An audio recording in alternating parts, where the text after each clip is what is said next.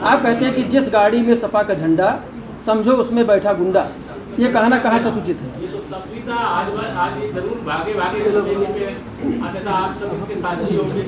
Samajwadi party की सरकार में अगर सपा का झंडा लगाए कोई गाड़ी जा रही हो तो उसमें 4 राइफल बंदूक वाले अवैध बैग लेकिन ना चल रहे हों, ऐसा हो ही नहीं सकता था।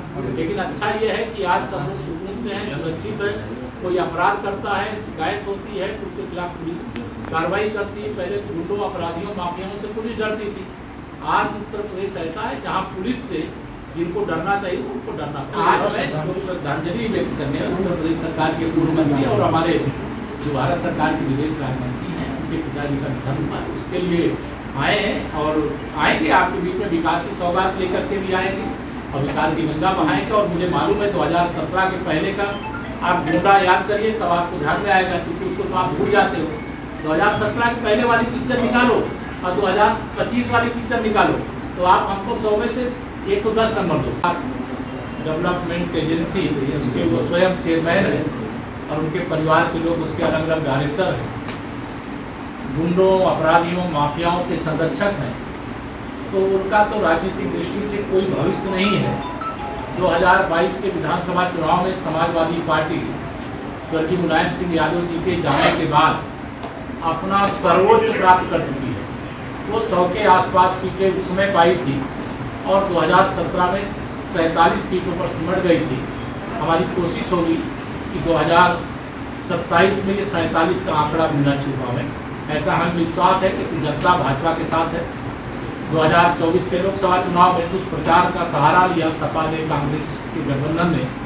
उसमें कुछ सीटें हमारी लोकसभा में घटी थी, लेकिन उनके झूठ का गुब्बारे की हवा हरियाणा विधानसभा चुनाव में, महाराष्ट्र विधानसभा चुनाव में, दिल्ली विधानसभा चुनाव में, 2024 लोकसभा चुनाव के बाद पर निकल चुकी है। तीनों राज्यों में प्रचंड बहुमत से भाजपा की सरकारें बन चुकी हैं और यह विजय यात्रा 2027 तक नहीं 2047 तक जारी रहेगी। सपा, बसपा, कांग्रेस के लिए सत्ता के दरवाजे देश और प्रदेश में 2047 तक बंद हैं। जब तक भारत विकसित नहीं हो जाएगा, जब तक भारत आर्थिक महाशक्ति नहीं बन जाएगा, सामरिक महाशक्ति हम बन चुके, ऑपरेशन सिंदूर के माध्यम से दिखा दिए हैं, सभी क्षेत्रों में भारत नेतृत्व सहित अपना स्थापित कर देगा, तब तक भाजपा के कमर की जरूरत है। और जनता कमर उसके बटन को दबा करके गरीबों के सशक्तिकरण के लिए, महिलाओं के सशक्तिकरण के लिए, युवाओं के उज्ज्वल भविष्य के लिए लगातार अपना समर्थन दे रही है। हम जनता का धन्यवाद करते हैं और अपने भाजपा के एक एक कार्यकर्ता जिनके बूते हम चुनाव जीतते हैं, जिनके बल पर हमने चुनाव पहले भी जीता है और आगे भी जीतेंगे, उन कार्यकर्ताओं के सामर्थ्य पर हमें पूरा भरोसा है और बहुत बड़ी विजय 2027 में भारतीय जनता पार्टी का। मैं आपको, चूँकि आप राजनीतिक सवाल करें, उससे पहले बता दूं 2027 के विधानसभा चुनाव में भारतीय जनता पार्टी 2017 दोहराएगी। प्रचंड बहुमत से तीसरी बार उत्तर प्रदेश में भारतीय जनता पार्टी की सरकार बनेगी। सपा, बसपा, कांग्रेस ये तीनों एक साथ मिलकर लड़े, चाहे अलग अलग लड़े, इनका हश्र वही होगा जो 2017 के विधानसभा चुनाव में हुआ था।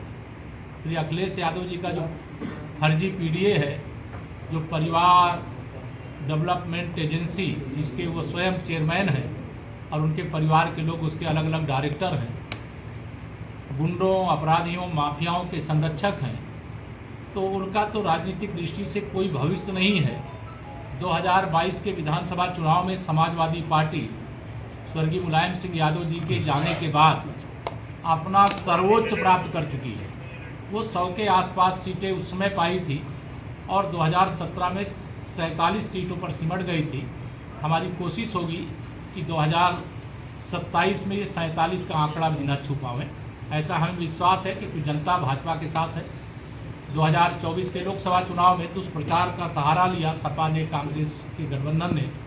उसमें कुछ सीटें हमारी लोकसभा में घटी थी, लेकिन उनके झूठ का गुब्बारे की हवा हरियाणा विधानसभा चुनाव में, महाराष्ट्र विधानसभा चुनाव में, दिल्ली विधानसभा चुनाव में, 2024 लोकसभा चुनाव के बाद पर निकल चुकी है। तीनों राज्यों में प्रचंड बहुमत से भाजपा की सरकारें बन चुकी हैं और यह विजय यात्रा 2027 तक नहीं 2047 तक जारी रहेगी। सपा, बसपा, कांग्रेस के लिए सत्ता के दरवाजे देश और प्रदेश में 2047 तक बंद हैं।